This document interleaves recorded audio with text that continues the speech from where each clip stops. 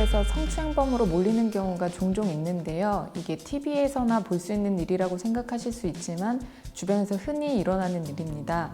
상담을 하게 되면 본인이 안 했으니까 너무 억울하니까 본인이 홀로 스스로 대처하시려고 하시다가 낭패를 보시는 경우가 많은데요. 특히 뭔가 오해로 접촉해서 부딪혔겠지 이런 생각으로 그냥 사과를 하시는 경우가 종종 있으십니다.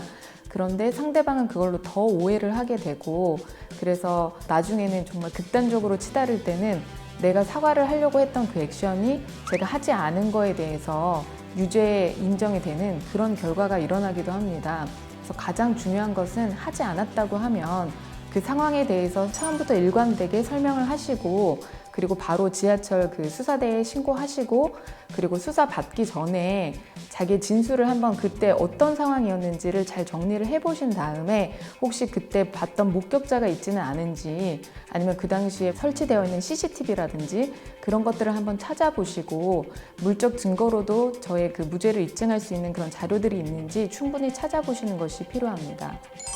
신경 써서 대처해야 할 부분은 어떤 것입니까? 이것도 또한 성범죄이기 때문에 성범죄 같은 경우에는 가해자와 피해자의 진술밖에는 없는 경우들이 상당히 많습니다. 그래서 누구의 진술이 더 신빙성이 있는지에 따라서 그 유무죄가 정해지는 경우가 많은데요. 그렇기 때문에 물적 증거를 찾을 수 없다면 본인의 진술이 이게 어땠지? 이렇게 생각하면서 진술을 하시면 안 되고, 처음부터 명확하게 진술이 처음에 어떻게 내가 이 지하철을 타게 됐고, 타서는 어떤 행동을 했고, 또 내려서 어떤 행동을 했는지까지 전부 다 정리를 하신 다음에 일관되게 진술을 하시는 게 상당히 중요하다고 생각을 합니다. CCTV라든지 이런 거는 본인이 그걸 조금 보여달라고 하면 보여주나요? 아니면 어디에다 특별하게 보여주나요? CCTV를 보여달라고 해서 보여주는 경우는 사실은 없고요. 변호사들이 나서서 이제 CCTV가 어디 있는지 확인을 하고 저희가 확보를 할 때도 개인적으로 달려있는 CCTV나 뭐 블랙박스나 이런 영상 같은 경우에는 부탁을 해서 저희가 가져오는 경우가 있고, CCTV 같은 경우에는 경찰한테 바로 얘기를 해서 그 상황에 그 지점에 CCTV가 있었다라고 하면 그 영상을 지우지 않고 확보를 해놓을 수 있으니까 그런 점 유의하셔서 잘 말씀해 두시고 확보해 두시는 게 가장 중요하다고 생각합니다.